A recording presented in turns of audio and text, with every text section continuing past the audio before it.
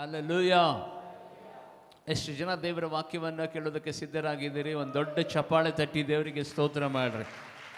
ಇನ್ನು ಜೋರಾಗಿ, ಇನ್ನು ಶಕ್ತವಾಗಿ, ಗಟ್ಟಿಯಾಗಿ ಹೇಳ್ರಿ ಹಲ್ಲೆಲೂಯಾ, ಹಲ್ಲೆಲೂಯಾ.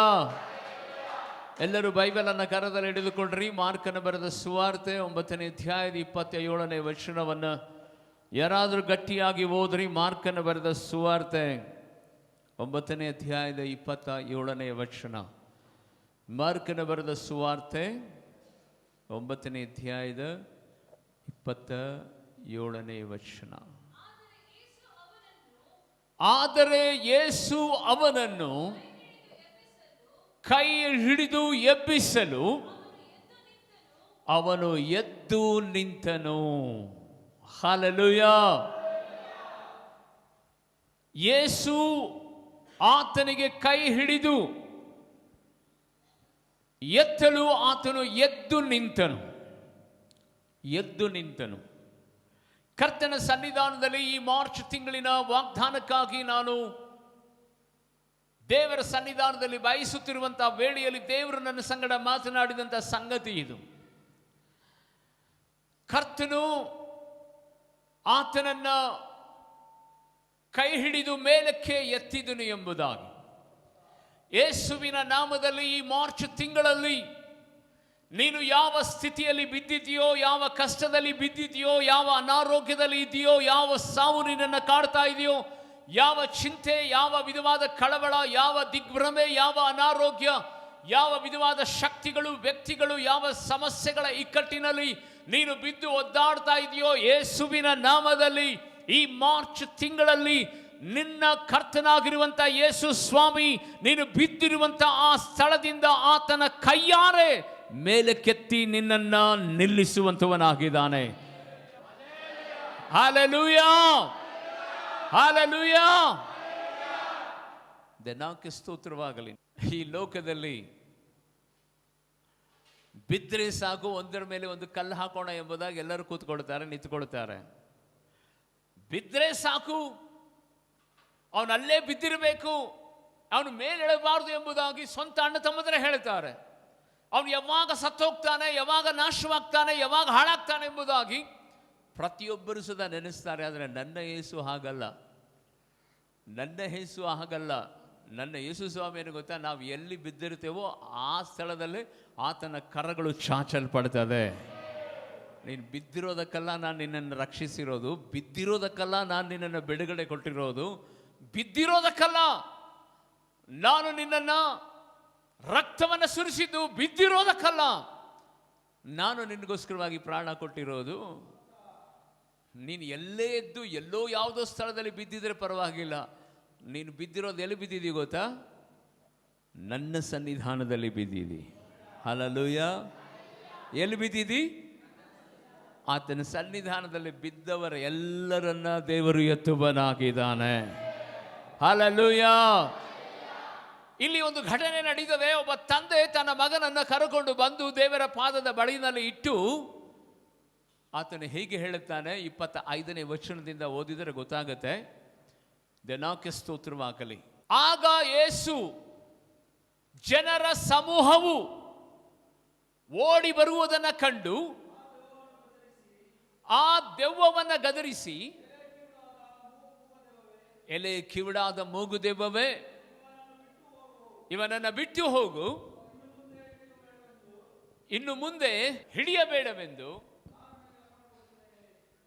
ನಾನು ನಿನಗೆ ಅಪ್ಪಣೆ ಕೊಡುತ್ತೇನೆ ಅಂದನು. ಆಗ ಅದು ಅಬ್ಬರಿಸಿ ಅವನನ್ನು ಒದ್ದಾಡಿಸಿ ಬಿಟ್ಟು ಹೋಯಿತು. ಆ ಹುಡುಗನು ಸತ್ತ ಹಾಗೆ ಬಿದ್ದಿದ್ದರಿಂದ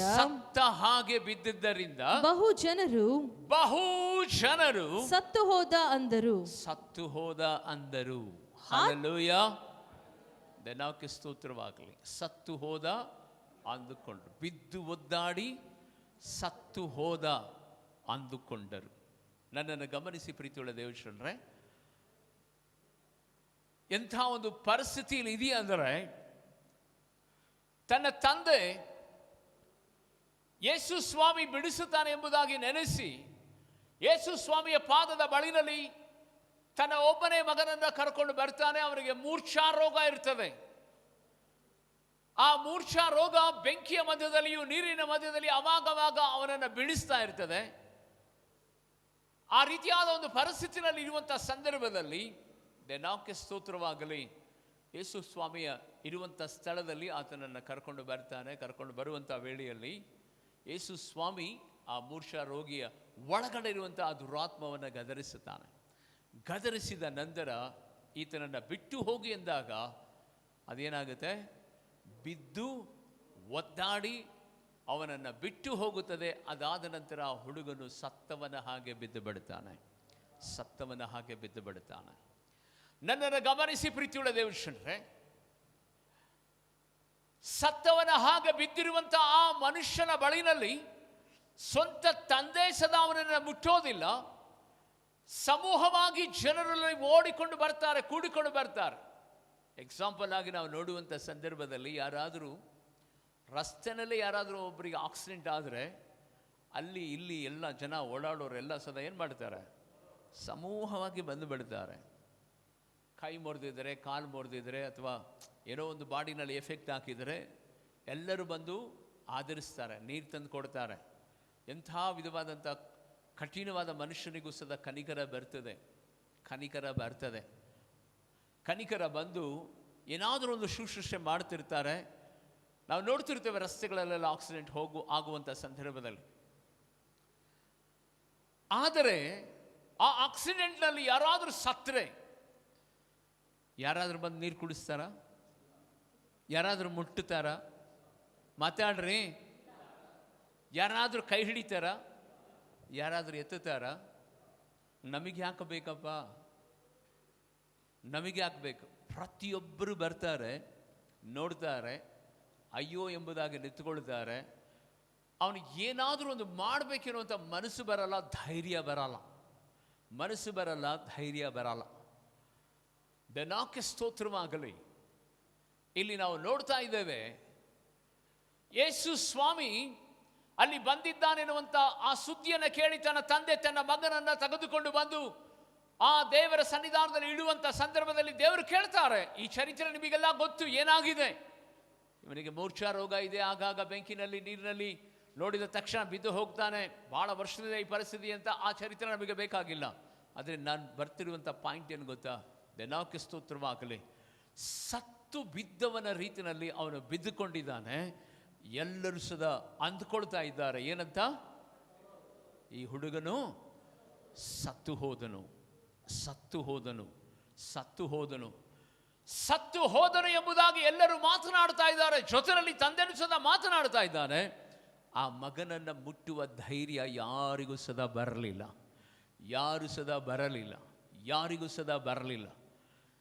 ಪ್ರೀತಿಯುಳ್ಳ ದೇವಜನರೇ, ಆದರೆ ಕರುಣಾಮಯನಾಗಿರುವಂಥ ಯೇಸು ಕ್ರಿಸ್ತನು ಸತ್ತವನ ಹಾಗೆ ಬಿದ್ದಿರುವಂಥ ಆ ಮಗನನ್ನು ತನ್ನ ಕೈಯಾರೆನೆ ಮುಟ್ಟಿ ಅವನ ಕೈಯನ್ನ ಹಿಡಿದು ಆತನು ಮೇಲಕ್ಕೆ ಎಬ್ಬರಿಸಿದನು. ಆ ಹುಡುಗನು ಎದ್ದು ನಿಂತನು ಎಂಬುದಾಗಿ ಬೈಬಲಲ್ಲಿ ನಾವು ನೋಡುತ್ತೇವೆ. ಹಾಲೆಲೂಯಾ. ಈ ಸಂಗತಿಗಳು ಮನುಷ್ಯನಿಂದ ಆಗೋದಿಲ್ಲ.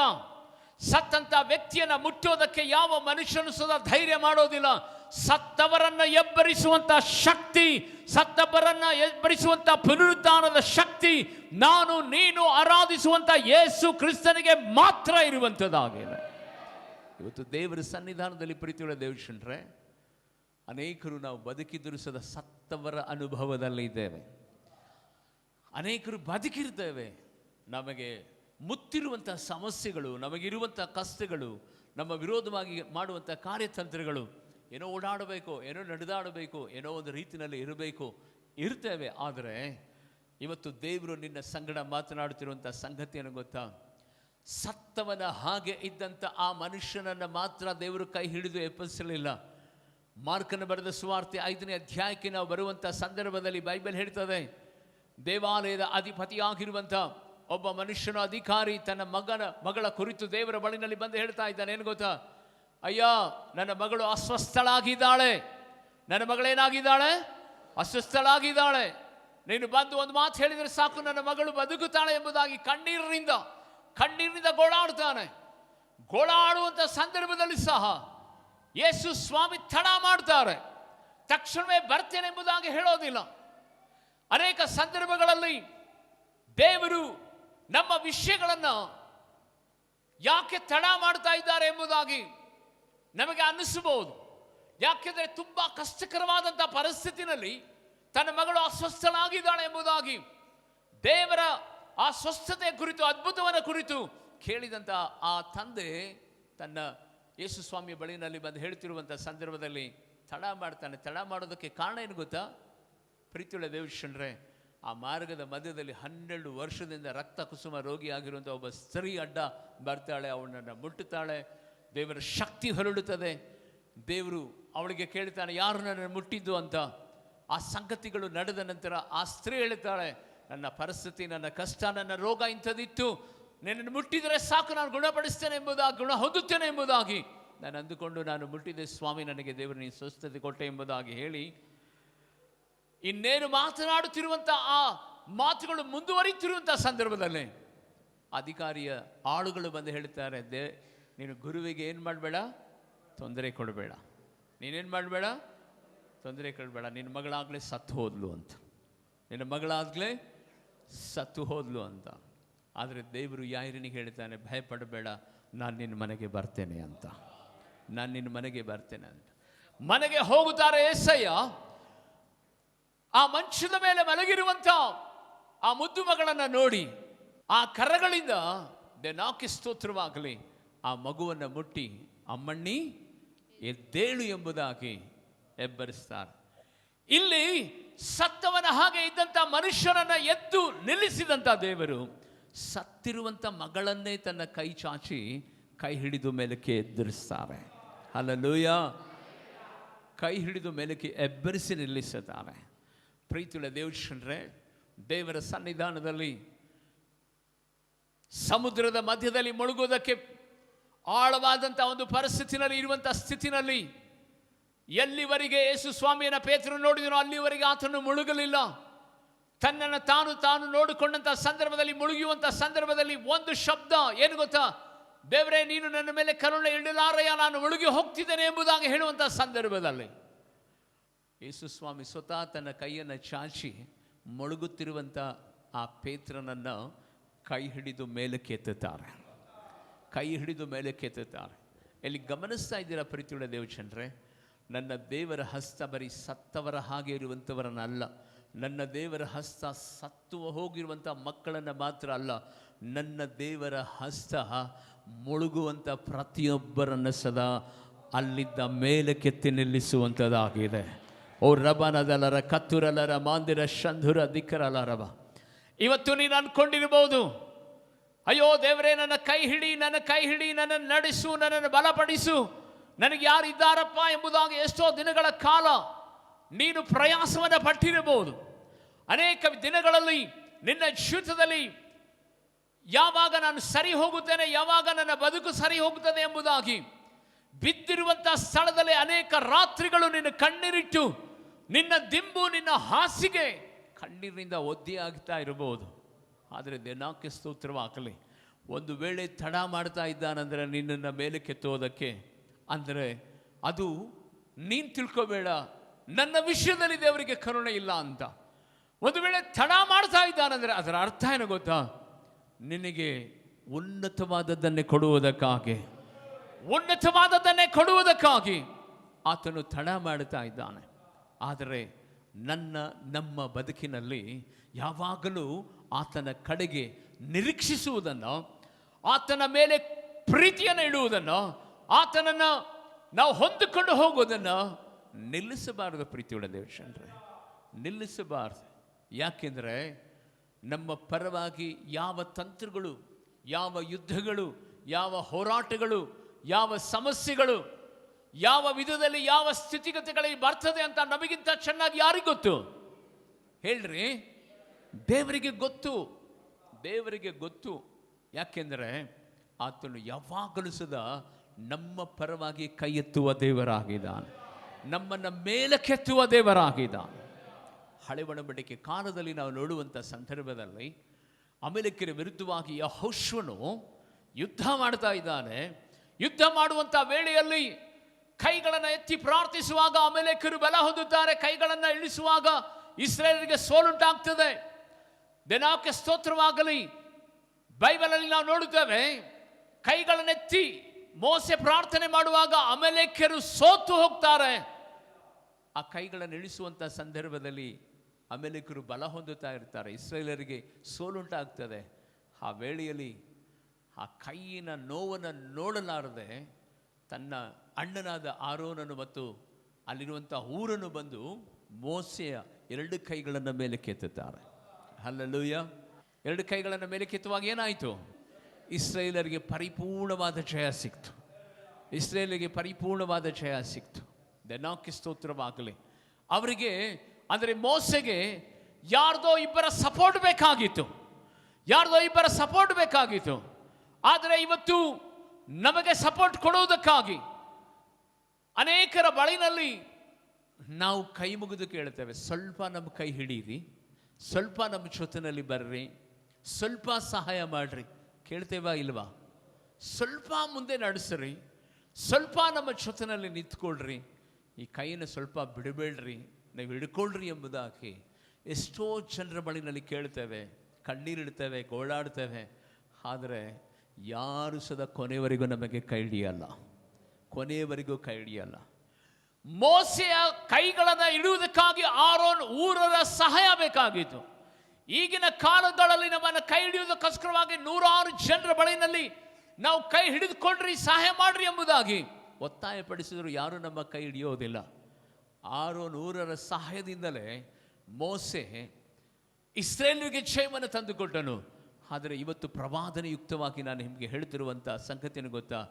ಅವತ್ತು ಆರೋನ್ ಊರರ ಆ ಬಲ ಅವರಿಗೆ ಆಧಾರವಾಗಿದ್ದುಕೊಂಡು ಮೋಸೆ ಕೈಗಳೆತ್ತುವಾಗ ಇಸ್ರೇಲಿಗೆ ಜಯ ಸಿಕ್ತಿತ್ತು. ಆದರೆ ಇವತ್ತು ನಾನು ಹೇಳ್ತಾ ಇದ್ದೇನೆ, ಏನು ಗೊತ್ತಾ? ಪ್ರವಾದನೆಯುಕ್ತವಾಗಿ ಆಲ್ರೆಡಿ ಪರಿಶುದ್ಧಾತ್ಮನ ಬಲ ನಮ್ಮ ಒಳಗಡೆ ದೇವರು ಇಟ್ಟಿದ್ದಾನೆ. ಚಪ್ಪಾಳೆ ತಟ್ಟಿ ದೇವರಿಗೆ ನಾವು ಸ್ತೋತ್ರ ಮಾಡುವಂಥವರಾಗು. ಪರಿಶುದ್ಧಾತ್ಮನು ನಮ್ಮ ಕೈಯನ್ನು ಯಾವಾಗಲೂ ಚಾಚುವಂತೆ, ನಮ್ಮ ಕೈಯನ್ನು ಯಾವಾಗಲೂ ಪರಲೋಕದ ಕಡೆಗೆ ಚಾಚುವ ಹಾಗೆ ನಿರಂತರವಾಗಿಯೂ ಸದಾ ನಮ್ಮ ಕೈಯನ್ನು ಆತನು ಬಲಪಡಿಸುತ್ತಲೇ ಇರ್ತಾನೆ. ನಮಗೆ ಸೋಲುವಾಗಲಿಲ್ಲ, ನಾವು ಬೀಳುವಾಗಲಿಲ್ಲ, ನಾವು ಕೊರತೆನಲ್ಲಿರುವಾಗಲಿಲ್ಲ, ನಾವು ದುಃಖದಲ್ಲಿರುವಾಗಲಿಲ್ಲ, ವಿರೋಧಗಳು ಎದುರಾದಾಗಲಿಲ್ಲ, ದೇವರಿಗೆ ಸ್ತೋತ್ರವಾಗಲಿ. ನಮ್ಮನ್ನು ಕೈ ಎತ್ತೋದಕ್ಕೆ ಬೇರೆಯವರ ಸಪೋರ್ಟ್ ಬೇಕಾಗಿಲ್ಲ ರೀ.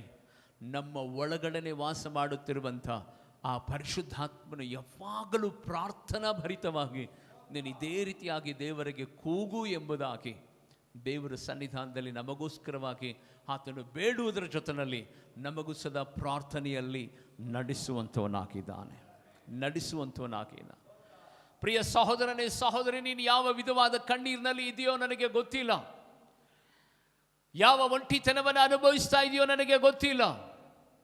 ಯಾವ ಬಾಂಧವ್ಯದ ಮೂಲಕವಾಗಿ, ಯಾವ ಸ್ನೇಹದ ಮೂಲಕವಾಗಿ, ಯಾವ ಸಂಬಂಧದ ಮೂಲಕವಾಗಿ ಇವತ್ತು ಕಟ್ಟಲ್ಪಟ್ಟಂಥ ಜೀವಿತದಿಂದ ಬಿಡುಗಡೆ ಕಾಣಲುಲ್ಲದೆ ದೇವರಿಗೆ ಸ್ತೋತ್ರವಾಗಲಿ. ಅವರಿವರ ಮುಖವನ್ನು ನೋಡ್ತಾ ಇರುವುದಾದರೆ ನಿಮಗೆ ಒಂದು ಮಾತು ಹೇಳಿದ್ದೇನೆ, ಜನರು ನಮ್ಮ ಬರೀ ಮುಖವನ್ನೇ ನೋಡ್ತಾರೆ, ನಮ್ಮ ಸಹಾಯಕ್ಕೆ ಅವರು ಬರಲ್ಲ, ನಮ್ಮ ಜೊತೆಯಲ್ಲಿ ಅವರು ನಿಂತ್ಕೊಳ್ಳೋದಿಲ್ಲ. ಯೇಸುವಿನ ನಾಮದಲ್ಲಿ ನಿತ್ಯ ನಿರಂತರವೂ ನಮ್ಮ ಸಹಾಯಕ್ಕೆ ಬರುವಂಥದ್ದು ಯೇಸು ಕ್ರಿಸ್ತನ ಹಸ್ತವೇ ಮಾತ್ರ. Thank you Jesus. ಬೈಬಲಲ್ಲಿ ನಾವು ನೋಡ್ತಾ ಇದ್ದೇವೆ, ಯೇಸು ಸ್ವಾಮಿ ಆ ಹುಡುಗನ ಕೈಯನ್ನು ಮುಟ್ಟಿ ಎಬ್ಬರಿಸಿ ನಿಲ್ಲಿಸಿದನು. ಆ ಹುಡುಗನ ಕೈಯನ್ನು ಮುಟ್ಟಿ ಎಬ್ಬರಿಸಿ ನಿಲ್ಲಿಸಿದನು. ದೇವಕ್ಕೆ ಸ್ತೋತ್ರವಾಗಲಿ. ಯಾಕೆ ಗೊತ್ತಾ ಪ್ರೀತಿಯುಳ್ಳ ದೇವಜನರೇ, ಬೈಬಲಲ್ಲಿ ನಾವು ನೋಡುತ್ತೇವೆ, ವಿಮೋಚನಾ ಕಾಂಡ 22ನೇ ಅಧ್ಯಾಯದ 14ನೇ ವಚನ. ವಿಮೋಚನಾ ಕಾಂಡ 22ನೇ ಅಧ್ಯಾಯದ 14ನೇ ವಚನ. ಒಬ್ಬನು ಮತ್ತೊಬ್ಬನಿಂದ ಪಶುವನ್ನು ಸ್ವಲ್ಪ ಕಾಲಕ್ಕೆ ತೆಗೆದುಕೊಂಡಿರಲಾಗಿ ಆ ಪಶುವಿನ ಒಡೆಯನು ಅದರ ಹತ್ತಿರವಿಲ್ಲದ ಸಮಯದಲ್ಲಿ ಅದು ಊನವಾದರೆ, ಅದು ಕುಂಟಾದರೆ, ಅದು ಮುರಿಯಲ್ಪಡುವುದಾದರೆ, ಇಲ್ಲದೆ ಸತ್ತು ಹೋದರೆ ಕೇಳಿಕೊಂಡವನು ಈಡು ಕೊಡಬೇಕು. ಏನು ಕೊಡಬೇಕು? ಈಡು ಕೊಡಬೇಕು. ಇಂಗ್ಲಿಷ್ನಲ್ಲಿ ಇದು ಡಿಫ್ರೆಂಟ್ ಆಗಿ ಬರೆಯಲ್ಪಟ್ಟಿದೆ, ತೆಲುಗುನಲ್ಲಿ ಇನ್ನೂ ಡಿಫ್ರೆಂಟ್ ಆಗಿ ಬರೆಯಲ್ಪಟ್ಟಿದೆ. ಯಾರಾದರೂ ಯಾರಿಂದ ಕಡವನ್ನು ಎಸಿಕೊಂಡಿದ್ದು ಮಾತ್ರವಲ್ಲ, ಬೈಬಲ್ ಹೇಳ್ತದೆ ಏನು ಗೊತ್ತಾ? ದೇವಕ್ಕೆ ಸ್ತೋತ್ರವಾಗಲಿ. ಯಾವುದೇ ದೇವರ ಸೃಷ್ಟಿಯಾಗಿರಬಹುದು, ಅದು ಒಂದು ವೇಳೆ ಅದು ಊನವಾಗಿದ್ದು ಅಥವಾ ಯಾವುದೋ ಒಂದು ಇಕ್ಕಟ್ಟಿನಲ್ಲಿ ಸಿಕ್ಕಿ ಹಾಕಿಕೊಂಡು ಯಾವುದೇ ಪರಿತಾಪಕರವಾದ ಪರಿಸ್ಥಿತಿನಲ್ಲಿ ಇರುವುದಾದರೆ ಅದನ್ನು ನೋಡಿ ಸುಮ್ಮನೆ ಹೋಗಬಾರದು, ಅದನ್ನು ಕರುಣಿಸಬೇಕೆಂಬುದಾಗಿ. ಹಲ್ಲೆಲೂಯ. ಅದನ್ನು ನೋಡಿ ಸುಮ್ಮನೆ ಹೋಗಬಾರದು. ಇಲ್ಲಿ ಈಡು ಕೊಡಬೇಕೆಂಬುದಾಗಿ ಬರೆಯಲ್ಪಟ್ಟಿದೆ, ಬೈಬಲಲ್ಲಿ ಕರುಣಿಸಬೇಕೆಂಬುದಾಗಿ ಇಂಗ್ಲಿಷ್ನಲ್ಲಿ ಬರೆಯಲ್ಪಟ್ಟಿದೆ. ಪ್ರೀತಿಯುಳ್ಳ ದೇವಜನರೇ, ದೇವರ ವಾಕ್ಯದಲ್ಲಿ ನಾವು ನೋಡುತ್ತೇವೆ, ಕರುಣಿಸುವರು ಧನ್ಯರು, ಅವರು ಕರುಣೆ ಉಳ್ಳವರಾಗಿರುತ್ತಾರೆ. ಹಲ್ಲೆಲೂಯ. ಕರುಣಿಸುವವರು ಧನ್ಯರು, ಅವರು ಕರುಣೆ ಉಳ್ಳವರಾಗಿರುತ್ತಾರೆ. ಕರುಣಿಸುವವರು ಯಾವಾಗಲೂ ಸದಾ ಕರುಣೆಯನ್ನು ಹೊಂದಿಕೊಳ್ಳುತ್ತಾರಂತೆ, ಬೇರೆಯವರ ಆದರಣೆಯನ್ನು ಹೊಂದಿಕೊಳ್ಳುತ್ತಾರಂತೆ. ಉದಾಹರಣೆಗೆ ನಾನು ನಿಮಗೆ ಹೇಳ್ತೇನೆ, ದೇವಕ್ಕೆ ಸ್ತೋತ್ರವಾಗಲಿ. ಯೆರೂಸಲೇಮಿನಿಂದ ಒಬ್ಬ ಮನುಷ್ಯನು ಯೆರಿಕೋನ ಘಟ್ಟ ಇಳಿದು ಕೆಳಗಡೆ ಬರ್ತಾ ಇರುವಂತಹ ಸಂದರ್ಭದಲ್ಲಿ, ಯೆರಿಕೋಗೆ ಸಮೀಪವಾಗಿರುವ ಆ ವೇಳೆಯಲ್ಲಿಯೇ ಕಳ್ಳರು ಬಂದು ಅವನಿಗೆ ಸಾಯುವಷ್ಟರ ಮಟ್ಟಿಗೆ ಹೊಡೆದು ಅವನಲ್ಲಿರುವಂಥ ಎಲ್ಲವನ್ನ ತೆಗೆದುಕೊಂಡು ಅವನಿಗೆ ರಕ್ತ ಬರುವಷ್ಟರ ಮಟ್ಟಿಗೆ ಹೊಡೆದು ಅಲ್ಲಿ ಬಿಸಾಕಿ ಹೋಗ್ಬಿಡ್ತಾರೆ. ಅದಾದ ನಂತರ ಆ ಮಾರ್ಗದಲ್ಲಿ ಯಾಜಕನು ಬರ್ತಾನೆ. ಯಾಜಕನು ಬಂದು ಸಾವು ಬದುಕಿನ ಮಧ್ಯದಲ್ಲಿ ಹೋರಾಡುತ್ತಿರುವಂತಹ ಮನುಷ್ಯನನ್ನು ಕಂಡು ತಿರುಗಿ ಹೀಗೆ ನೋಡಿ, ಇದು ನನಗೆ ಸಂಬಂಧಪಟ್ಟದ್ದಲ್ಲ, ನನಗೂ ಇದಕ್ಕೂ ಸಂಬಂಧ ಇಲ್ಲ ಎಂಬುದಾಗಿ ನೆನೆಸಿ ಓರೆ ಮುಖ ಮಾಡಿಕೊಂಡು ಸೈಡಾಗಿ ಹೋಗ್ಬಿಡ್ತಾನೆ. ಅದಾದ ನಂತರ ಲೇವಿ ಬರ್ತಾನೆ. ಲೇವಿ ಬಂದು ಇದಕ್ಕೂ ನನಗೂ ಸಂಬಂಧ ಇಲ್ಲ, ಇದೆಲ್ಲ ತಾಪತ್ರಯ ನನಗ್ಯಾಕೆ ಎಂಬುದಾಗಿ ಹೇಳಿ ಓರೆ ಮುಖ ಮಾಡಿಕೊಂಡು ಸೈಡಾಗಿ ಹೋಗ್ತಾನೆ. ಅದಾದ ನಂತರ ಸಮಾರ್ಯನು ಬರ್ತಾನೆ. ಸಮಾರ್ಯ ಆ ಮನುಷ್ಯನನ್ನು ನೋಡಿದ ತಕ್ಷಣವೇ ತನ್ನಲ್ಲಿರುವಂಥ ದ್ರಾಕ್ಷಾರಸವನ ಎಣ್ಣೆಯನ್ನು ಹೊಯ್ದು ಗಾಯವನ್ನು ಕಟ್ಟಿ ತನ್ನ ಕತ್ತೆಯ ಮೇಲೆ ಆ ಮಗನನ್ನು ಎತ್ತಿಕೊಂಡು ಛತ್ರಕ್ಕೆ ಕರ್ಕೊಂಡು ಹೋಗಿ ಹೇಳ್ತಾನೆ, ಏನು ಗೊತ್ತಾ, ಈಗೋ ಈ ಮನುಷ್ಯನನ್ನು ನೀನು ಬದಗಿಸಿಕೊಡಬೇಕು, ಈ ಮಗನನ್ನು ಶುಶ್ರೂಷೆ ಮಾಡಬೇಕು, ಈ ಮಗನನ್ನು ಆರೋಗ್ಯಕ್ಕೋಸ್ಕರವಾಗಿ ಒಂದು ವೇಳೆ ಹಣ ಜಾಸ್ತಿ ಆದರೆ ನಾನು ಇನ್ನೂ ಹಣವನ್ನು ಕೊಡೋದಕ್ಕೆ ಸಿದ್ಧ ಎಂಬುದಾಗಿ ಹೇಳಿ ತನ್ನಲ್ಲಿರುವಂಥ 2 ನಾಣ್ಯಗಳನ್ನು ಕೊಟ್ಟು ಅವನಿಗೆ ಹಾಸ್ಪಿಟಲಲ್ಲಿ ಅಡ್ಮಿಟ್ ಮಾಡ್ತಾನೆ. ಪ್ರೀತಿಯುಳ್ಳ ದೇವಚಂದ್ರನನ್ನು ಗಮನಿಸಿರಿ. ಯಾಜಕನು ಅಂದರೆ ಯಾರು? ದೇವರನ್ನು, ಮನುಷ್ಯರನ್ನು ಮಧ್ಯಸ್ಥಿಕೆ ವಹಿಸಿ ಪ್ರಾರ್ಥನೆ ಮಾಡುವಂಥ ವ್ಯಕ್ತಿ. ಒಬ್ಬ ಮನುಷ್ಯ ಸಾಯ್ತಾ ಇದ್ದಾನೆ ಅಂದರೆ ಅವನನ್ನು ನೋಡಿ ಏನು ಮಾಡ್ತಾ ಇಲ್ಲ, ಅವನು ಕರುಣೆ ತೋರಿಸ್ತಾ ಇಲ್ಲ. ಲೇವಿ ಅಂದರೆ ಯಾರು? ದೇವರ ಪರಿಶುದ್ಧವಾದಂಥ ವಸ್ತುಗಳನ್ನು, ದೇವರ ಪರಿಶುದ್ಧ ಮಂದಿರದಲ್ಲಿರುವಂಥ ಎಲ್ಲ ಪೂಜಾ ಸಾಮಗ್ರಿಗಳನ್ನು ಹೊತ್ತು ನಡೆಯುವಂಥ, ಅದನ್ನು ಶುದ್ಧೀಕರಿಸುವಂಥ ವ್ಯಕ್ತಿ. ಆದರೆ ಎದುರುಗಡೆ ಕಾಣ್ತಾ ಇದ್ದಾನೆ ಒಬ್ಬ ಮನುಷ್ಯ ಸಾವು ಬದುಕಿನ ಮಧ್ಯದಲ್ಲಿ ಹೋರಾಡ್ತಾ ಇದ್ದಾನೆ, ಅವನ ಮೇಲೂ ಸಹ ಅವನಿಗೆ ದಯ ಹುಟ್ಟಲಿಲ್ಲ. ಈ ಸಮಾರ್ಯ ಯಾರು ಗೊತ್ತಾ? ಸಮಾಜದಿಂದ ತಿರಸ್ಕರಿಸಲ್ಪಟ್ಟವನು, ಸಮಾಜದಲ್ಲಿ ಅತ್ಯಂತ ಕೀಳು ಜಾತಿಯವನು. ಈ ಸಮಾಜವನ್ನು ಯಾರು ಪ್ರೀತಿಸೋದಿಲ್ಲ, ಇವರನ್ನ ಮುಟ್ಟಿಸಿಕೊಡೋದಿಲ್ಲ, ಇವರ ಹತ್ತಿರಕ್ಕೆ ಯಾರು ಬರಲ್ಲ. ಇಸ್ರಾಯೇಲರಿಗೂ ಇವರಿಗೂ ಯಾವುದೇ ವಿಧವಾದಂಥ ಆಧ್ಯಾತ್ಮಿಕ ಸಂಬಂಧ ಇರೋದಿಲ್ಲ.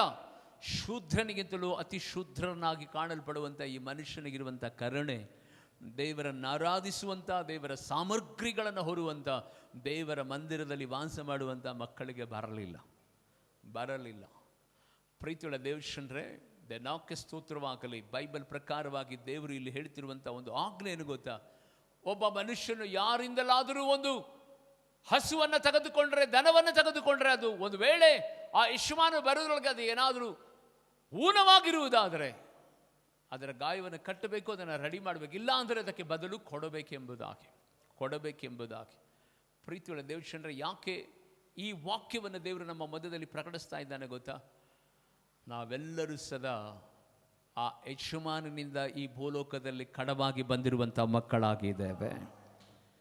ಯಾವ ಯಜಮಾನನಿಂದ? ಯೇಸು ಕ್ರಿಸ್ತನ ಎಂಬ ಆ ಯಜಮಾನನಿಂದ.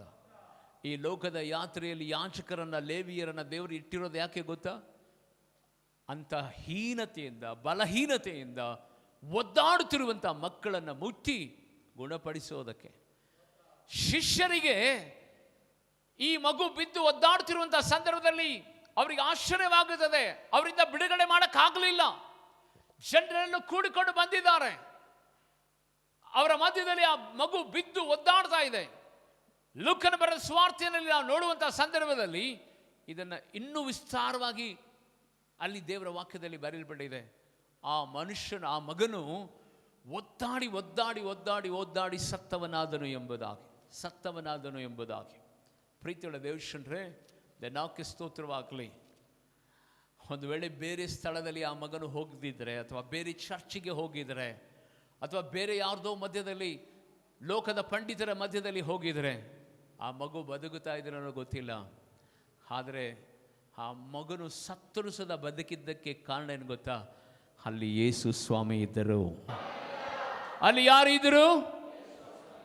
ಯೇಸು ಸ್ವಾಮಿ ಇರುವಂಥ ಸ್ಥಳದಲ್ಲಿ ಎಷ್ಟೇ ಭಯಾನಕವಾದ ರೋಗಗಳಿರಲಿ, ಎಷ್ಟೇ ಭಯಾನಕವಾದ ಬಂಧನಗಳಿರಲಿ, ಎಷ್ಟೇ ಕ್ರೂರವಾದಂಥ ಕಟ್ಟುಗಳಿರಲಿ, ಯಾವುದು ಸದಾ ಯೇಸು ಸ್ವಾಮಿ ಮುಂಭಾಗದಲ್ಲಿ ನಿಂತುಕೊಳ್ಳಲಾರೆ.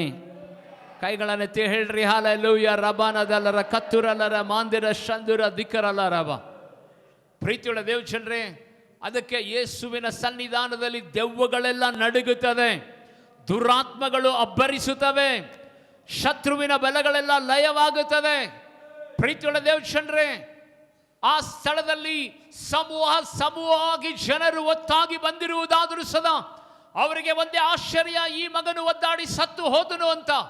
ಆದರೆ ಅವರಿಗೆ ಗೊತ್ತಿಲ್ಲ, ಸರ್ವಲೋಕದ ಸೃಷ್ಟಿಕರ್ತನಾಗಿರುವ ದೇವರು, ಬಾಯಿ ಮಾತಿನಿಂದ ಎಲ್ಲವನ್ನ ಸೃಷ್ಟಿ ಮಾಡಿರುವ ದೇವರು, ಸತ್ತವರನ್ನ ಬದುಕಿಸುವ ಆ ಕರ್ತನು ಅಲ್ಲಿ ಇದ್ದಾನೆ ಎಂಬುದಾಗಿ ಅವರಿಗೆ ಅರಿವೇ ಆಗಲಿಲ್ಲ.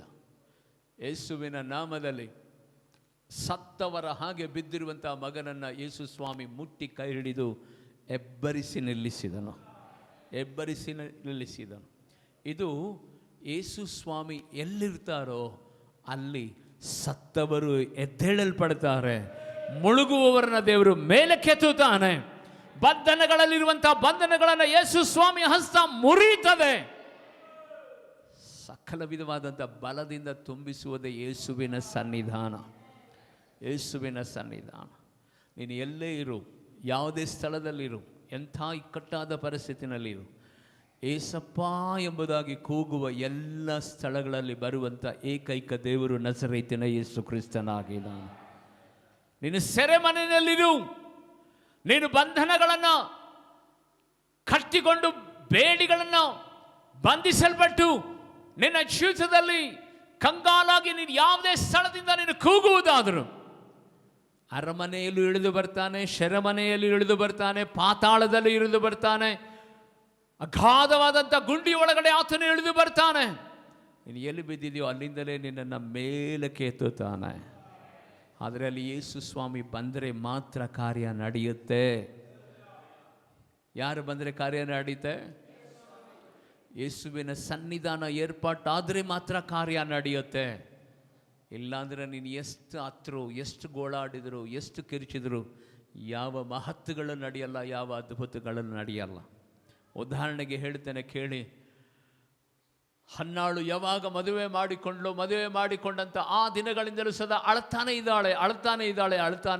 ಅವಳ ಅಳು ಕಡಿಮೆ ಆಗಲಿಲ್ಲ. ಕಾರಣ ಅವಳಿಗಿರುವಂಥ ಶಾಪದ ಆ ಬಂಚಿತನ, ಅದರಿಂದ ವಿಮುಕ್ತಿ ಆಗಲಿಲ್ಲ. ನಾಲ್ಕು ಸ್ತೋತ್ರ. ಆದರೆ ಒಂದು ದಿನ ದೇವರ ಸನ್ನಿಧಾನದಲ್ಲಿ ಬಂದು ಅಳುತ್ತಾಳೆ.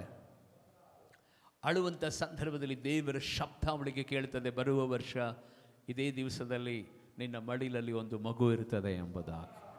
ಹಲ್ಲೆಲೂಯ. ಆದರೆ ಅಳುವ ಸ್ಥಳಗಳು ಬೇರೆ. ಅಲ್ಲಿ ಜೀವನ ಪೂರ್ತಿ ಆಡ್ತಳು, ಆದರೆ ಅದ್ಭುತಗಳು ನಡೆಯಲಿಲ್ಲ. ಜೀವನ ಪೂರ್ತಿ ಕಣ್ಣೀರಿಟ್ಲು, ಅದ್ಭುತಗಳು ನಡೆಯಲಿಲ್ಲ. ಆದರೆ ಸರಿಯಾದ ಸ್ಥಳಕ್ಕೆ ದೇವರ ಸನ್ನಿಧಾನದಲ್ಲಿ ಬಂದು ಅಳ್ತಾಳೆ. ಅವಾಗಲೂ ಅಳ್ತಾ ಇತ್ತು, ಅವಾಗಲೂ ಕಣ್ಣೀರು ಬರ್ತಾ ಇತ್ತು ಅವಳಿಗೆ. ಆದರೆ ಇವಾಗಲೂ ಕಣ್ಣೀರು ಬರ್ತಾ ಇದೆ. ಈ ಕಣ್ಣೀರು ವ್ಯತ್ಯಸ್ತವಾಗಿದೆ. ಬೈಬಲ್ ಹೇಳ್ತದೆ, ಅವಳು ಮುರಿದ ಮನಸ್ಸಿನಿಂದ ನೊಂದವಳಾಗಿ ದೇವರ ಸನ್ನಿಧಾನದಲ್ಲಿ ಕಣ್ಣೀರಿಟ್ಟಳು ಅಂತ. ಆ ಕಣ್ಣೀರನ್ನು ದೇವರು ಯಾವತ್ತೂ ತಿರಸ್ಕಾರ ಮಾಡಲ್ಲ. ಯಾಕೆಂತ ಹೇಳಿದರೆ, ನನ್ನ ದೇವರು ಒಳ್ಳೆ ಕರುಣೆಯುಳ್ಳ ಸಮಾರ್ಯನಾಗಿದ್ದಾನೆ. ಹಲ್ಲೆಲೂಯ. ನಿಜವಾಗ್ಲೂ ಸದಾ ಆ ಕರುಣೆಯುಳ್ಳ ಸಮಾರ್ಯನು ಆ ಸ್ಥಳದಲ್ಲಿ ಬಂದರೆ ನಿನ್ನ ಎಷ್ಟೇ ವರ್ಷದ ಬಂಚಿತನೂ ಸದಾ ಆ ದೇವರ ಸನ್ನಿಧಾನದಲ್ಲಿ ಅದು ಆಶೀರ್ವಾದಕರವಾಗಿ ಮಾರ್ಪಡುವಂಥದ್ದಾಗಿದೆ. ಪ್ರೀತಿಯುಳ್ಳ ದೇವಶಂಡ್ರೆ, ಯೇಸುವಿನ ನಾಮದಲ್ಲಿ ಈ ಮಾರ್ಚ್ ತಿಂಗಳು ಮಾತ್ರವಲ್ಲ, ನಿಮ್ಮ ಜೀವಿತ ಕಾಲವೆಲ್ಲ, ನಿಮ್ಮ ಬದುಕನ್ನು, ನಿಮ್ಮ ಮಕ್ಕಳನ್ನು, ನಿಮ್ಮ ಕುಟುಂಬವನ್ನು, ನಿಮ್ಮ ಬಿಸ್ನೆಸ್ಸನ್ನು ನನ್ನ ಯೇಸು ಸ್ವಾಮಿ ಎತ್ತಿ ಕೈಯಿಂದ ನಡೆಸುವಂಥವನಾಗಿದ್ದಾನೆ.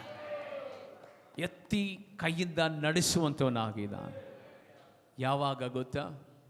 ನೀನು ಯಾವಾಗಲೂ ಆತನ ಸನ್ನಿಧಾನವನ್ನು ಅಪೇಕ್ಷಿಸುವಾಗ, ಯಾವಾಗಲೂ ಆತನ ಆಲಯವನ್ನು ಅಪೇಕ್ಷಿಸುವಾಗ, ಯಾವಾಗಲೂ ಆತನ ಮಂದಿರದಲ್ಲಿ ನೀನು ವಾಸ ಮಾಡುವುದಕ್ಕೆ, ಆತನನ್ನು ಪ್ರೀತಿಸುವುದಕ್ಕೆ ನೀನು ಪ್ರಾರಂಭ ಮಾಡುವಾಗ, ನಿನ್ನ ಲೈಫಲ್ಲಿ ಯಾವುದೇ ವಿಧವಾದ ಕೊರತೆಗಳು ನಿನ್ನನ್ನು ಮುಟ್ಟದ ಹಾಗೆ ಆತನು ಕಾಪಾಡುತ್ತಾನೆ. ಇವತ್ತು ನಾವು ಎಲ್ಲಿ ಬಿದ್ದಿದ್ದೇವೆ ಗೊತ್ತಾ? ದೇವರಿಗೆ ಸ್ತೋತ್ರವಾಗಲಿ. ನಮ್ಮ ಕಷ್ಟಗಳು, ನಮ್ಮ ರೋಗಗಳು, ನಮ್ಮ ಸಮಸ್ಯೆಗಳು, ನಮ್ಮ ಇಕ್ಕಟ್ಟುಗಳು ಬಂದಾಗ ಅವುಗಳನ್ನು 100 ಜನ ಹತ್ರ ಹೇಳ್ತೇವೆ. ಹಿಂಗೆ ಮಾಡಿಬಿಟ್ರು, ಹಿಂಗಾಗ್ಬಿಟ್ಟಿದೆ, ನನ್ನ ಮನೆ ಹೀಗೆ, ನನ್ನ ಗಂಡ ಹೀಗೆ, ನನ್ನ ಬಿಸ್ನೆಸ್ ಹೀಗೆ, ನನ್ನ ಪರಿಸ್ಥಿತಿ ಹೀಗೆ. ದೇವರಿಗೆ ಸ್ತೋತ್ರವಾಗಲಿ. ಅದಕ್ಕೆ ನಿಮ್ಮ ಜೀವಿತದಲ್ಲಿ ಎಂದೂ ಸದಾ ತಿರುಗಿ ಅವುಗಳನ್ನು ಕಟ್ಟಿಕೊಳ್ಳೋದಕ್ಕೆ ಆಗಲಿಲ್ಲ. ತಿರುಗಿ ಆ ಸ್ಥಳದಿಂದ ನೀವು ಮೇಲಕ್ಕೆ ಎದ್ದು ನಿಂತುಕೊಳ್ಳೋದಕ್ಕೆ ಆಗಲಿಲ್ಲ. ಆದರೆ ಇವತ್ತು ದೇವರಾತ್ಮನು ಹೇಳ್ತಿರುವಂಥ ಸಂಗತಿ ಏನು ಗೊತ್ತಾ? ನೀನು ಏನನ್ನು ಕಳ್ಕೊಂಡಿದೆಯೋ, ಯಾವ ಸಮಸ್ಯೆನಲ್ಲಿದೆಯೋ, ಯಾವ ಇಕ್ಕಟ್ಟಿನಲ್ಲಿದೆಯೋ, ಮನುಷ್ಯರ ಬಳಿನಲ್ಲಿ ಅಲ್ಲ, ನನಗೆ ಕೈ ಹಿಡಿರಿ ಎಂಬುದಾಗಿ ಅವರ ಬಳಿನಲ್ಲಿ ಹೇಳಬೇಡ್ರಿ. ದೇವರ ಸನ್ನಿಧಾನವನ್ನು ಹುಡುಕಿ ಪ್ರತಿ ವಾರ ದೇವರ ಮಂದಿರಕ್ಕೆ ಬನ್ನಿರಿ. ನಾನು ಹೇಳ್ತೇನೆ, ಪ್ರೀತಿಯುಳ್ಳ ದೇವಶಂದ್ರ, ದೇವರಿಗೆ ಸ್ತೋತ್ರವಾಗಲಿ. ಅಷ್ಟು ವರ್ಷಗಳ ಕಾಣದೇ ಇರುವಂಥ ಆ ಸೌಭಾಗ್ಯ ಹನ್ನಾಳಿಗೆ ಸಿಕ್ಕಂಥ ಸ್ಥಳ ಯಾವುದು? ಹಗಲು ರಾತ್ರಿ ಬೆಂಕಿಯ ಮಧ್ಯದಲ್ಲಿ, ನೀರಿನ ಮಧ್ಯದಲ್ಲಿ ಆ ಮೂರ್ಛೆ ರೋಗ ಬಿಡಿಸ್ತಾ ಇದ್ದಂಥ ಆ ರೋಗ ವಾಸಿಯಾಗಿದ್ದು ಯಾರ ಸನ್ನಿಧಾನದಲ್ಲಿ? ಮುಳುಗುತ್ತಿರುವಂಥ ಪೇತ್ರನನ್ನು ಎಬ್ಬರಿಸಿದ್ದು ಯಾರ ಸನ್ನಿಧಾನದಲ್ಲಿ? ಸತ್ತಂತ ಆ ಮಗಳು ಎದ್ದಿದ್ದು ಯಾರ ಸನ್ನಿಧಾನದಲ್ಲಿ? ಇವತ್ತು ನೀವು ತಿಳ್ಕೊಳ್ರಿ, ಯೇಸು ಎಲ್ಲಿರ್ತಾನೋ ಅಲ್ಲಿ ಬಿಡುಗಡೆ ಉಂಟಾಗುತ್ತದೆ. ಯೇಸುವಿನ ಸನ್ನಿಧಾನ ಎಲ್ಲಿರ್ತದೋ ಅಲ್ಲಿ ಸಮೃದ್ಧಿ ಉಂಟಾಗ್ತದೆ. ಯೇಸು ಎಲ್ಲಿ ಬರ್ತಾರೋ ಅಲ್ಲಿ ಮರಣವು ಜೀವವಾಗಿ ಮಾರ್ಪಡ್ತದೆ. ಯೇಸು ಸ್ವಾಮಿ ಯಾರು ಕೈ ಹಿಡಿತಾರೋ ಅವರ ಕ್ಷೇತ್ರದಲ್ಲಿ ಯಾವುದೂ ಸಂಭವಿಸೋದಿಲ್ಲ. ಅವರೇ ಶ್ರೋತಿನಲ್ಲಿ ಇರ್ತಾರೆ, ಅವರೇ ನಿಮ್ಮನ್ನು ಬಲಪಡಿಸುತ್ತಾರೆ. ಪ್ರೀತಿಯುಳ್ಳ ದೇವಶಂಡ್ರೆ, ಇರುವ ಸ್ಥಳಗಳಲ್ಲಿ ಎದ್ದು ನಿಂತು ಕರ್ತನ ಸನ್ನಿಧಾನದಲ್ಲಿ ಭಯಭಕ್ತಿಯಿಂದ, ದೇವರೇ ಕರ್ತನೆ ಸ್ವಾಮಿ, ಈಗ ನನ್ನ ಜೀವಿತವನ್ನು ನಿನ್ನ ಕರಗಳಲ್ಲಿ ನಾನು ಸಮರ್ಪಣೆ ಮಾಡುತ್ತೇನೆ. ಅಪ್ಪ ಕರ್ತನೆ, ನನ್ನ ಪರಿಸ್ಥಿತಿಗಳು ನಿನಗೆ ಗೊತ್ತು, ನನ್ನ ಮಕ್ಕಳ ಪರಿಸ್ಥಿತಿಗಳು ನಿನಗೆ ಗೊತ್ತು, ನನ್ನ ಕುಟುಂಬದ ಪರಿಸ್ಥಿತಿ ನಿನಗೆ ಗೊತ್ತು. ದೇವ ಕರ್ತನೆ, ನನಗೆ ಯಾವ ವ್ಯಾಧಿ ಇದೆ ನಿನಗೆ ಗೊತ್ತು, ಯಾವ ಸಮಸ್ಯೆ ಇದೆ ನಿನಗೆ ಗೊತ್ತು, ಯಾವ ಸಾಲದ ಬಂಧನದಲ್ಲಿ ನಾನು ಬಿದ್ದಿದ್ದೇನೋ ನನಗೆ ಗೊತ್ತು, ನಿನಗೆ ಗೊತ್ತು. ದೇವರೇ ಕರ್ತನೆ, ಯಾವ ವಿಧವಾದಂಥ ತಡೆಗಳ ಮಧ್ಯದಲ್ಲಿದ್ದೇನೋ ನಿನಗೆ ಗೊತ್ತು ರಾಶ. ದೇವ ಕರ್ತನೆ ಸ್ವಾಮಿ, ನಿನ್ನನ್ನೇ ನಾನು ಎದುರು ನೋಡುತ್ತೇನೆ, ನಿನ್ನ ಸನ್ನಿಧಾನವನ್ನು ಬಯಸುತ್ತೇನೆ. ನೀನಿರುವಲ್ಲಿ ಜಯ, ದೇವರೇ ಕಟ್ಟಿಟ್ಟ ಬುತ್ತಿಯಾಗಿರುವಂಥದ್ದಾಗಿದೆ. ನೀನಿರುವ ಸ್ಥಳಗಳಲ್ಲಿ ದೇವರೇ ಕರ್ತನೆ ಜೀವ ಇದೆ, ನೀನಿರುವ ಸ್ಥಳಗಳಲ್ಲಿ ಬಿಡುಗಡೆ ಇದೆ. ಓ ಓ ರಬನದಲರ ಕತ್ತುರಲರ ಮಾಂದಿರ ಕಫತ್ತುರಲರವ. ಹಾಲೆಲೂಯ. ಸ್ತೋತ್ರಂ ಸ್ತೋತ್ರಂ ಸ್ತೋತ್ರಂ ಸ್ತೋತ್ರಂ. ನನ್ನ ಕಾಣ್ಬವನೇ, ದಿನವು ಕಾಯುವವನೇ,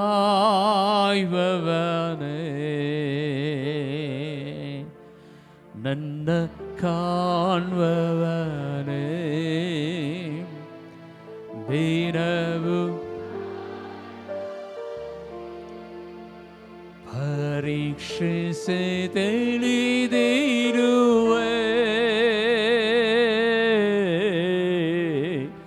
ಸುತ್ತಲೂ ಆವರಿಸಿರುವೆ.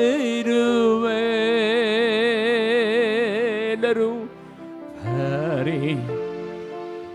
ಎಸ್ ಲಾರ್ಡ್, ನನ್ನ ಸುತ್ತಲೂ ನೀನೇ ಆವರಿಸಿ ದೇವರೇ, ಕರ್ತನ ಯಾವ ತಣಿಗಳನ್ನ ಮುಟ್ಟದ ಹಾಗೆ ಕಾಪಾಡುವ ದೇವಾ.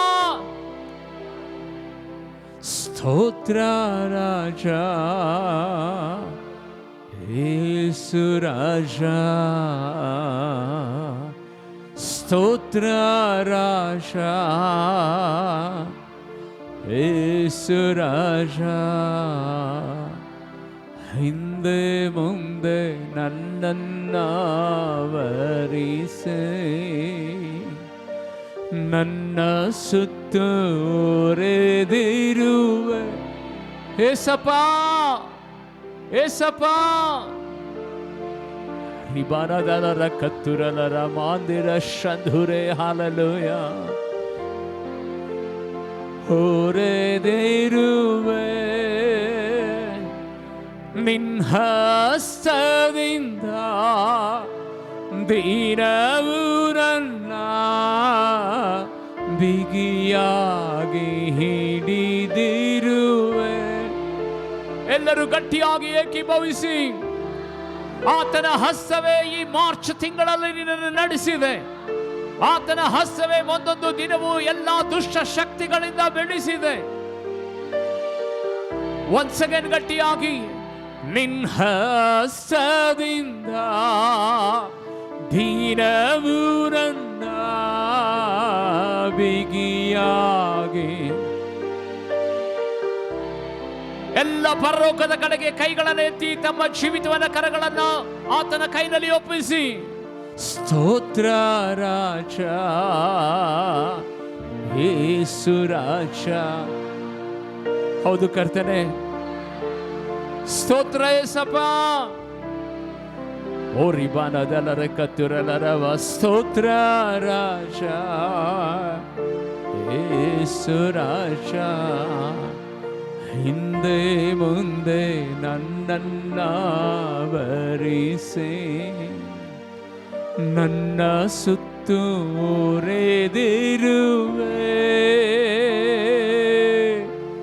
ಹಿಂದೆ ಮುಂದೆ ನನ್ನನ್ನ ಯಾರು ಒಳಗಡೆ ಪ್ರವೇಶ ಮಾಡದ ಹಾಗೆ, ಯಾರು ನಮ್ಮನ್ನ ಮುಟ್ಟದ ಹಾಗೆ, ನಿನ್ನ ಹಸ್ತದಿಂದ ದಿನವು ನನ್ನ ಬಿಗಿಯಾಗಿ ಹಿಡಿದಿರುವೆ. ನಿನ್ನ ಹಸ್ತದಿಂದ ದಿನವು ನನ್ನ ಬಿಗಿಯಾಗಿ ಹಿಡಿದಿರುವೆ. ಸ್ತೋತ್ರ ರಾಜ ಯೇಸು ರಾಜ, ಸ್ತೋತ್ರ ರಾಜ ಯೇಸು. ಎಲ್ಲರೂ ಬಾಯಿ ತೆರೆದು ದೇವರಿಗೆ ಹೇಳೋಣ, ದೇವರೇ, ಕರ್ತನೆ ಏನಂತ ನಿನ್ನನ್ನು ಹೊಗಳಲಿ, ಏನಂತ ನಿನ್ನನ್ನು ಕೊಂಡಾಟ ಮಾಡಲಿ. ದೇವರೇ ಕರ್ತನೆ, ಒಂದು ಸ್ಥಳವು ಸದಾ ದೇವರೇ ಕರ್ತನೆ, ಯಾವ ಶತ್ರು ನನ್ನ ಒಳಗಡೆ, ನನ್ನ ಆತ್ಮಿಕತೆ ಜೀವಿತದಲ್ಲಿ, ನನ್ನ ಕುಟುಂಬದಲ್ಲಿ ಪ್ರವೇಶ ಮಾಡದ ಹಾಗೆ ನನ್ನ ಸುತ್ತುವರಿದು ನನ್ನನ್ನು ಕಾದು ಕಾಪಾಡುವ ಏಸಯ್ಯ, ಪ್ರತಿದಿನವೂ ಕರ್ತನೆ ನಿನ್ನ ಕೈಯನ್ನು ಆಧಾರವಾಗಿ ಮಾಡಿ, ನಾನು ಬಿದ್ದಾಗಲೂ, ನಾನು ಎಡವಿದಾಗಲೂ, ನಾನು ಜಾರಿ ಹೋದಾಗಲೂ ನಾನು ಕುಗ್ಗಿ ಹೋದಾಗಲೂ ಮಗನೇ ಎಂಬುದಾಗಿ ನಿನ್ನ ಕರಗಳಿಂದ ಮೇಲಕ್ಕೆ ಎತ್ತುವ యేసయ్య. ನಿನಗೇನಂತ ಸ್ತೋತ್ರಗಳನ್ನ ಹೇಳಲಿ ದೇವರೇ, ಏನಂತ ಸ್ತೋತ್ರಗಳನ್ನ ಹೇಳಲಿ. ಯೇಸುವಿನ ನಾಮದಲ್ಲಿ ನೀವು ಆತ್ಮಿಕತೆ ವಿಷಯದಲ್ಲಿ ಬಿದ್ದಿರಬಹುದು, ಅನಾರೋಗ್ಯದಿಂದ ಬಿದ್ದಿರಬಹುದು, ಶಾಪಗಳಿಂದ ಬಿದ್ದಿರಬಹುದು, ಬಡತನ, ದರಿದ್ರ, ಅವಮಾನ, ನಿಂದೆಗಳಿಂದ ಬಿದ್ದಿರಬಹುದು, ಅನೇಕ ಮಾಟ ಮಂತ್ರಗಳ ಕಟ್ಟುಗಳಿಂದ ಕಟ್ಟಲ್ಪಟ್ಟು ಬಿದ್ದಿರಬಹುದು. ನಜರೇತಿನ ಯೇಸು ಇವತ್ತು ನಿನಗೆ ವಾಗ್ದಾನ ಕೊಡ್ತಾ ಇದ್ದಾನೆ, ನೀನು ಎಲ್ಲಿ ಬಿದ್ದಿದೆಯೋ ಅಲ್ಲಿಂದಲೇ ನಾನು ಮೇಲಕ್ಕೆ ಎತ್ತುತ್ತೇನೆ ಎಂಬುದಾಗಿ, ಮೇಲಕ್ಕೆ ಎತ್ತುತ್ತೇನೆ ಎಂಬುದಾಗಿ. ಕರಗಳನ್ನು ತಟ್ಟುತ್ತಾ ದೇವರ ನಾಮವನ್ನು ನೀವು ಘನಪಡಿಸರಿ. ಓ ರಬನದಲರ ಕತ್ತುರಲರ ಮಾಂದಿರ ಕವತ್ತುರಲರ ಮಾಂದಿರ ಶತ್ತುರಲರಬ. ಸತ್ತವರನ್ನು ಎಬ್ಬರಿಸಿದ ಆತನ ಪುನರುತ್ಥಾನದ ಶಕ್ತಿ, ಮುಳುಗುವವರನ್ನು ಎಬ್ಬರಿಸಿದ ಆತನ ಪುನರುತ್ಥಾನದ ಶಕ್ತಿ, ನಮ್ಮ ವಿರುದ್ಧವಾಗಿ ಬರುವಂತಹ ಶತ್ರುಗಳ ಪರವಾಗಿ ಯುದ್ಧ ಮಾಡುವ ಆತನ ಪುನರುತ್ಥಾನದ ಶಕ್ತಿ, ಆತನ ಪವಿತ್ರವಾದ ಕರಗಳಲ್ಲಿ ನಿನ್ನನ್ನು, ನಿನ್ನ ಕುಟುಂಬ, ನಿನ್ನ ಸೇವೆ, ನಿನ್ನ ಮಕ್ಕಳನ್ನ, ನಿನ್ನ ಬಿಸ್ನೆಸ್ ಅನ್ನು ಒಪ್ಪಿಸಿಕೊಡು ಯೇಸುವಿನ ನಾಮದಲ್ಲಿ. ಒಪ್ಪಿಸಿಕೊಡು ಯೇಸುವಿನ ನಾಮದಲ್ಲಿ ಒಪ್ಪಿಸಿಕೊಡು. ಆತನ ನಡೆಸಿದ್ರೆ ಎಲ್ಲೂ ಸದಾ ಯಾವ ಶಕ್ತಿಗಳು ನಿನ್ನನ್ನು ಮುಟ್ಟಕ್ಕಾಗಲ್ಲ. ಅಪ್ಪ ದೇವರೇ, ಕರ್ತನ ಈ ಚಿಕ್ಕ ಹೆಂಡಿನ ಮೇಲೆ ನಿನ್ನ ಕನಿಕರುಳಂತ ಹಸ್ತ ಚಲಿಸಿದಕ್ಕಾಗಿ, ನಿನ್ನ ವಾಕ್ಯದ ಮೂಲಕವಾಗಿ ನಮ್ಮನ್ನು ಬಲಪಡಿಸಿದಕ್ಕಾಗಿ, ಯೇಸುವಿನ ನಾಮದಲ್ಲಿ 1000 ಜನ ನಮಗೆ ಸಹಾಯಕ್ಕೆ ಬಂದರು ಸದಾ. ದೇವಾದಿ ದೇವನೇ ಕರ್ತನೆ, ನಿನ್ನ ಆ ಹಸ್ತಕ್ಕೆ ಸರಿಸಾಟಿ ಇಲ್ಲಪ್ಪ ದೇವರೇ. ನಮಗೆ ಯಾರು ಬೇಕಾಗಿಲ್ಲ, ನಮಗೆ ನೀನೇ ಸಾಕು. ಯಾಕೆಂದ್ರೆ ನೀನು ಎಲ್ಲ ವೇಳೆಗಳಲ್ಲೂ ನಮ್ಮ ಜೊತೆಯಲ್ಲಿ ಇರುವ ದೇವರಾಗಿದೆ, ಜೊತೆಯಲ್ಲಿ ಇರುವ ದೇವರಾಗಿದೆ. ನಿನ್ನ ಪ್ರಸನ್ನತೆಯಿಂದ ನಮ್ಮನ್ನು ದಿನವೂ ನಡೆಸು. ನಿನ್ನ ಮಕ್ಕಳನ್ನು ಆಶೀರ್ವಾದ ಮಾಡು ದೇವರೇ. ಅವರ ವಿದ್ಯಾಭ್ಯಾಸವನ್ನು ಆಶೀರ್ವಾದ ಮಾಡು, ಅವರ ಬಿಸ್ನೆಸ್ಸನ್ನು ಆಶೀರ್ವಾದ ಮಾಡು, ಹೊಲಮನೆಗಳನ್ನು ಆಶೀರ್ವಾದ ಮಾಡು ದೇವಾ. ಕರ್ತನೆ, ಯಾವುದನ್ನು ಕಳ್ಕೊಂಡಿದ್ದಾರೋ ದೇವರೇ ಕರ್ತನೆ, ತಿರುಗಿ ಅವರು ಪಡೆದುಕೊಳ್ಳಲಿಕ್ಕಾಗುವಂತೆ ಕರುಣೆಯುಳ್ಳ ದೇವರೇ, ನಿನ್ನನ್ನು ಕೂಗುವ ಎಲ್ಲ ಸಮಯಗಳಲ್ಲಿ ನಿನ್ನ ಮಕ್ಕಳ ಜೊತೆಯಲ್ಲಿ ನೀನಿದ್ದು ಬಲಪಡಿಸಿ ನಡೆಸಬೇಕೆಂಬುದಾಗಿ, ಒಂದೊಂದು ದಿನವೂ ಪ್ರಯಾಣದಲ್ಲಿ ಕರ್ತನೆ ನೀನೇ ಜೊತೆಗಾರನಾಗಬೇಕೆಂಬುದಾಗಿ ಯೇಸು ಕ್ರಿಸ್ತನ ನಾಮದಲ್ಲಿ ಬೇಡಿ ಪ್ರಾರ್ಥಿಸ್ತೇನೆ ನನ್ನ ಪರಲೋಕದ ತಂದೆಯಾದ ದೇವರೇ. ಆಮೇನ್, ಆಮೇನ್.